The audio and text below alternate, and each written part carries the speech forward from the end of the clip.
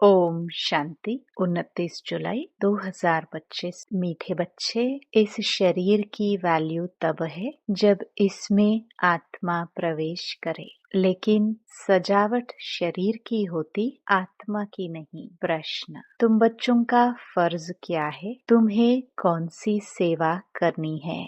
उत्तर: तुम्हारा फर्ज है अपने हमजिन्स को नर से नारायण, नारी से लक्ष्मी बनने की युक्ति बताना। तुम्हें अब भारत की सच्ची रूहानी सेवा करनी है। तुम्हें ज्ञान का तीसरा नेत्र मिला है, तो तुम्हारी बुद्धि और चलन बड़ी रिफाइन होनी चाहिए। किसी में मोह जरा भी ना हो। गीत: नयनहीन को राह दिखाओ। ओम शांति। डबल शांति। तुम बच्चों को रेस्पॉन्ड करना चाहिए। ओम शांति। हमारा स्वधर्म है शांति। तुम अभी शांति के लिए थोड़े ही कहाँ जाएंगे। मनुष्य मन की शांति के लिए साधु संतों के पास भी जाते हैं ना। अब मन बुद्धि तो हैं आत्मा के ऑर्गन्स। जैसे यह शरीर के ऑर्गन्स हैं, वैसे मन, बुद्धि और चक्षु। अब चक्षु जैसे यह नयन है, वैसे वह नहीं है। कहते हैं, हे प्रभु, नयनहीन को राह बताओ। अब प्रभु व ईश्वर कहने से वह बाप का लव नहीं आता है।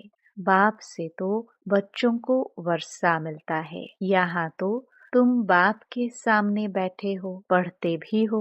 तुमको कौन पढ़ाते हैं? तुम ऐसे नहीं कहेंगे कि परमात्मा व प्रभु पढ़ाते हैं। तुम कहेंगे शिव बाबा पढ़ाते हैं। बाबा अक्षर तो बिल्कुल सिंपल है भी बाप दादा। आत्मा को आत्मा ही कहा जाता है, वैसे वह परम आत्मा है। वह कहते हैं, मैं परम आत्मा यानी परमात्मा तुम्हारा बाप हूँ। फिर मुझ परमात्मा का ड्रामानुसार नाम रखा हुआ है शिव। ड्रामा में सबका नाम भी चाहिए ना। शिव का मंदिर भी है। भक्ति मार्ग वालों ने तो एक के बदले अनेक नाम रख दिए हैं और फिर ढेर के ढेर मंदिर बनाते रहते हैं। चीज एक ही है। सोमनाथ का मंदिर कितना बड़ा है, कितना सजाते हैं। महलों आदि की भी कितनी सजावट रखते हैं। आत्मा की तो कोई सजावट नहीं है, वैसे परम आत्मा की भी सजावट नहीं है। वह तो बिंदी है। बाकी जो भी सजावट है वह शरीर की है। बाप कहते हैं, ना हमारी सजावट है, ना आत्माओं की सजावट है। आत्मा है ही बिंदी। इतनी छोटी बिंदी तो कुछ पाठ बजा ना सके। वह छोटी सी आत्मा शरीर में प्रवेश करती है तो शरीर की कितने प्रकार की सजावट होती है। मनुष्यों के कितने नाम हैं। किंग क्वीन की सजावट कैसे होती है। आत्मा तो सिंपल बिंदी है। अभी तुम बच्चों ने ये भी समझा है, आत्मा ही ज्ञान धारण करती है। बाप कहते हैं, मेरे में भी ज्ञान है ना। शरीर में थोड़े ज्ञान होता है, मुझ आत्मा में ज्ञान है। मुझे यह शरीर लेना पड़ता है तुमको सुनाने के लिए। शरीर बिगर तो तुम सुन ना सको। अब यह गीत बनाया है, नयनहीन को राह बताओ। क्या शरीर को राह बतानी है? नहीं, आत्मा को।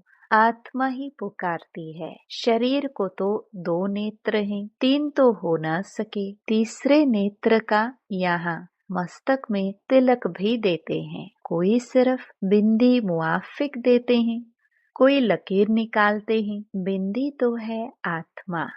बाकी ज्ञान का तीसरा नेत्र मिलता है। आत्मा को पहले यह ज्ञान का तीसरा नेत्र नहीं था। कोई भी मनुष्य मात्र को यह ज्ञान नहीं है, इसलिए ज्ञान नेत्रहीन कहा जाता है। बाकी यह आंखें तो सबको हैं। सारी दुनिया में कोई को यह तीसरा नेत्र नहीं है।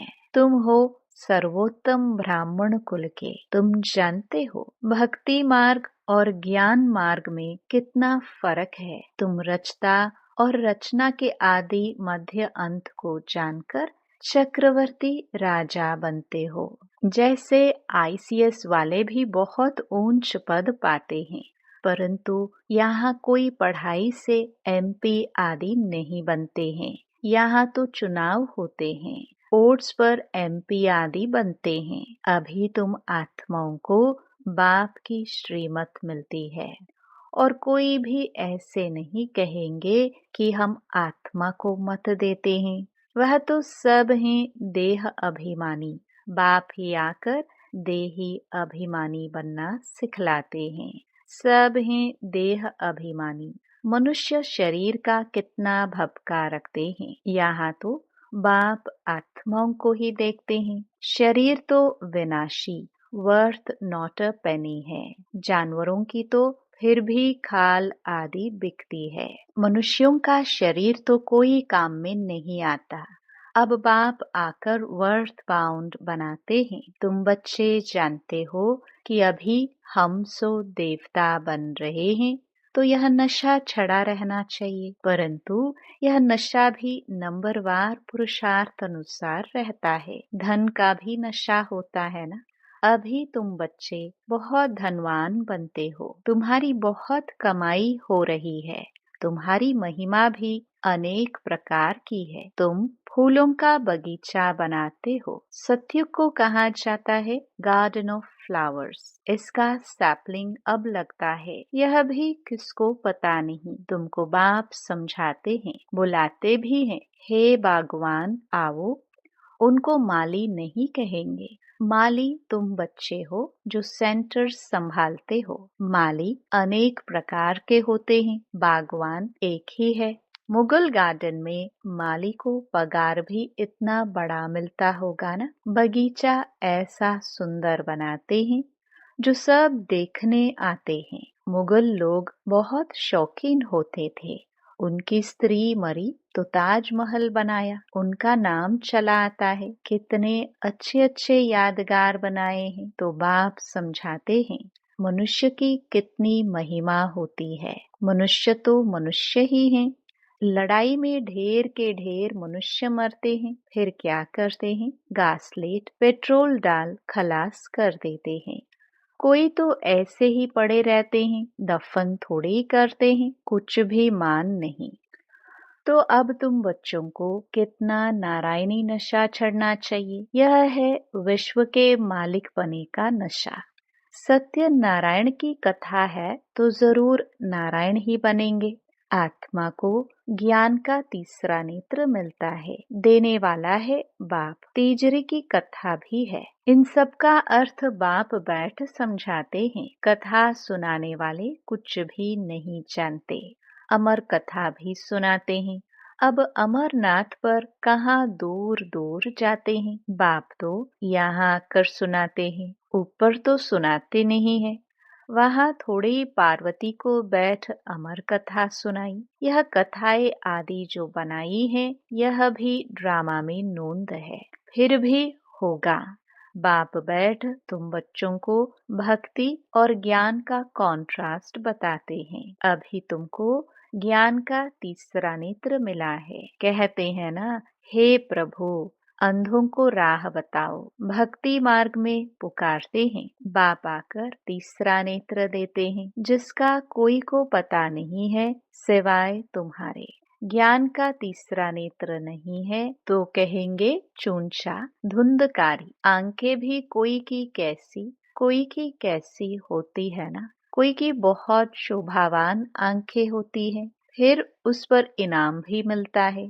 फिर नाम रखते हैं मिस इंडिया, मिस फलानी। तुम बच्चों को अब बाप क्या से क्या बनाते हैं। वहाँ तो नेचुरल ब्यूटी रहती है। श्री कृष्ण की इतनी महिमा क्यों है? क्योंकि सबसे जास्ती ब्यूटीफुल बनते हैं। नंबर 1 में कर्मातीत अवस्था को पाते हैं, इसलिए नंबर 1 में गायन है। यह भी बाप बैठ समझाते हैं। बाप बार बार कहते हैं, बच्चे मन मना भव। हे आत्माएं अपने बाप को याद करो। बच्चों में भी नंबरवार तो है ना। लौकिक बाप को भी समझो। 5 बच्चे हैं, उनमें जो बहुत सयाना होगा उनको नंबर 1 रखेंगे। माला का दाना हुआ ना, कहेंगे यह दूसरा नंबर है, यह तीसरा नंबर है। एक जैसी कभी नहीं होते हैं। बाप का प्यार भी नंबरवार होता है। वह है हद की बात, यह है बेहद की बात। जिन बच्चों को ज्ञान का तीसरा नेत्र मिला है उनकी बुद्धि और चलन आदि बड़ी रिफाइन होती है। एक किंग ऑफ फ्लावर होते हैं तो यह ब्रह्मा और सरस्वती किंग क्वीन फ्लावर ठहरे। ज्ञान और याद दोनों में ठीके हैं। तुम जानते हो हम देवता बनते हैं। मुख्य 8 रत्न बनते हैं। पहले पहले है फूल, फिर युगल दाना ब्रह्मा सरस्वती। माला सिमरते हैं ना। वास्तव में तुम्हारा पूजन नहीं है, सिमरन है। तुम्हारे ऊपर फूल नहीं चढ़ सकते हैं। फूल तब चढ़े जब शरीर भी पवित्र हो। यहाँ कोई का भी शरीर पवित्र नहीं है। सब विष से पैदा होते हैं, इसलिए विकारी कहा जाता है। इन लक्ष्मी नारायण को कहते ही हैं संपूर्ण निर्विकारी। बच्चे तो पैदा होते होंगे ना, ऐसे तो नहीं कोई ट्यूब से बच्चा पैदा हो जाएगा। यह भी सब समझने की बातें हैं। तुम बच्चों को यहाँ 7 रोज भट्ठी में बिठाया जाता है। भट्ठी में ईंटें कोई तो पूरी पक जाती है, कोई कच्ची रह जाती है। भट्ठी का मिसाल देते हैं। अब ईंट की भट्टी का थोड़े शास्त्रों में वर्णन हो सकता है। फिर उसमें बिल्ली की भी बात है। गुल बकावली की कहानी में भी बिल्ली का नाम दिखाया है। दीवे दीपक को बुझा देती थी। तुम्हारा भी यह हाल होता है ना। माया बिल्ली विघ्न डाल देती है, तुम्हारी अवस्था को ही गिरा देती है। देह अभिमान है पहला नंबर, फिर और विकार आते हैं। मोह भी बहुत होता है। बच्ची कहे मैं भारत को स्वर्ग बनाने की रूहानी सेवा करूंगी। मोहवश माँ बाप कहते हम अलाउ नहीं करेंगे। यह भी कितना मोह है। तुम्हें मोह की बिल्ली या बिल्ला नहीं बनना है। तुम्हारी एम ऑब्जेक्ट ही यह है। बाप आकर मनुष्य से देवता, नर से नारायण बनाते हैं। तुम्हारा भी फर्ज है अपने हमजिन्स की सेवा करना, भारत की सर्विस करना। तुम जानते हो हम क्या थे, क्या बन गए हैं। अब फिर पुरुषार्थ करो राजों का राजा बनने के लिए। तुम जानते हो हम अपना राज्य स्थापन करते हैं। कोई तकलीफ की बात नहीं। विनाश के लिए भी ड्रामा में युक्ति रची हुई है। आगे भी मुसलों से लड़ाई लगी थी। जब तुम्हारी पूरी तैयारी हो जाएगी, सब फूल बन जाएंगे, तब विनाश होगा।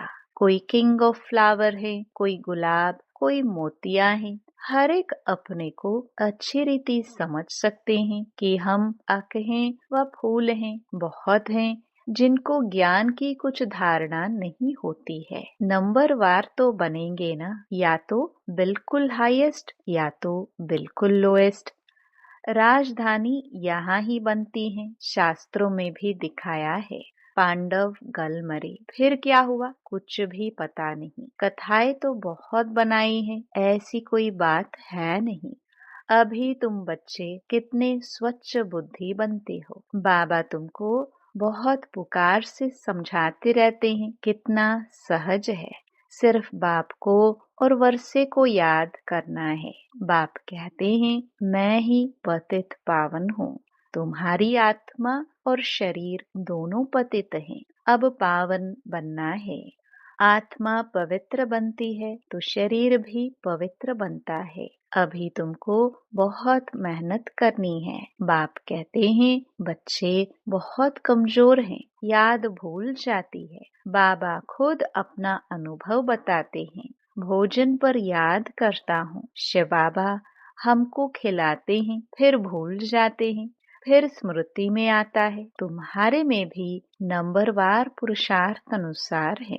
कोई तो बंधन मुक्त होते हुए भी फिर फंस मरते हैं, धर्म के भी बच्चे बना देते हैं। अभी तुम बच्चों को ज्ञान का तीसरा नेत्र देने वाला बाप मिला हुआ है। इनको फिर नाम दिया है तीजरी की कथा, अर्थात तीसरा नेत्र मिलने की कथा। अब तुम नास्तिक से आस्तिक बनते हो। बच्चे जानते हैं बाप बिंदी है, ज्ञान का सागर है। वह तो कह देते नाम रूप से न्यारा है। अरे ज्ञान का सागर तो जरूर ज्ञान सुनाने वाला होगा ना। इनका रूप भी लिंग दिखाते हैं, फिर उनको नाम रूप से न्यारा कैसे कहते। सैकड़ों नाम रख दिए हैं। बच्चों की बुद्धि में ये सारा ज्ञान अच्छी रीति रहना चाहिए। कहते भी हैं परमात्मा ज्ञान का सागर है। सारा जंगल कलम बनाओ तो भी अंत नहीं हो सकता है। अच्छा, मीठे मीठे सिखिलदे बच्चों प्रति मात पिता बाप दादा का याद प्यार और गुड मॉर्निंग। रूहानी बाप की रूहानी बच्चों को नमस्ते। धारणा के लिए मुख्य सार। पहला, अभी हम बाप द्वारा वर्थ पाउंड बने हैं। हम सो देवता बनने वाले हैं। इसी नारायणी नशे में रहना है। बंधन मुक्त बन सेवा करनी है, बंधनों में फंसना नहीं है। दूसरा, ज्ञान योग में तीखे बन मात पिता समान किंग ऑफ फ्लावर बनना है और अपने हमजिन्स की भी सेवा करनी है। वरदान, अपने सर्व खजानों को अन्य आत्माओं की सेवा में लगाकर सहयोगी बनने वाले सहज योगी भव। सहज योगी बनने का साधन है सदा अपने को संकल्प द्वारा, वाणी द्वारा और हर कार्य द्वारा विश्व की सर्व आत्माओं के प्रति सेवाधारी समझ सेवा में ही सब कुछ लगाना। जो भी ब्राह्मण जीवन में शक्तियों का, गुणों का, ज्ञान का व श्रेष्ठ कमाई के समय का खजाना बाप द्वारा प्राप्त हुआ है, वह सेवा में लगाओ, अर्थात सहयोगी बनो। तो सहज योगी बन ही जाएंगे, लेकिन सहयोगी वही बन सकते हैं जो संपन्न है। सहयोगी बनना अर्थात महादानी बनना। स्लोगन, बेहद के वैरागी बनो तो आकर्षण के सब संस्कार सहज ही खत्म हो जाएंगे। अव्यक्त इशारे, संकल्पों की शक्ति जमा कर श्रेष्ठ सेवा के निमित्त बनो। जैसे अपने स्थूल कार्य के प्रोग्राम को दिनचर्या प्रमाण सेट करते हो, ऐसे अपनी मनसा समर्थ स्थिति का प्रोग्राम सेट करो तो संकल्प शक्ति जमा होती जाएगी। अपने मन को समर्थ संकल्पों में बिजी रखेंगे तो मन को अपसेट होने का समय ही नहीं मिलेगा। मन सदा सेट अर्थात एकाग्र है तो स्वतः अच्छे वाइब्रेशन फैलते हैं, सेवा होती है। ओम शांति।